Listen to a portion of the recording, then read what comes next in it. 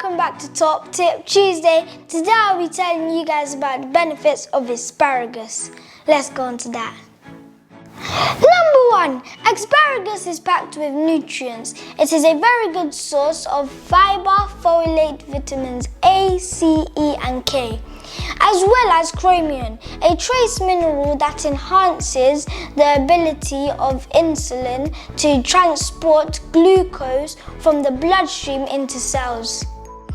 Number 2, asparagus can also help to improve digestion and promote the overall health of the digestive tract. Due to the high amount of insulin that asparagus contains, which is broken down in the digestive tract but moves to the large intestine where it promotes the growth of good bacteria.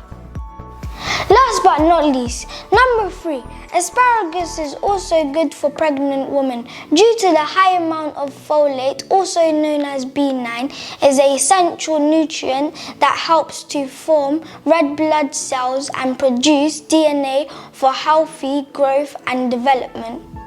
Thank you for watching. Catch me next time to see what I make with asparagus.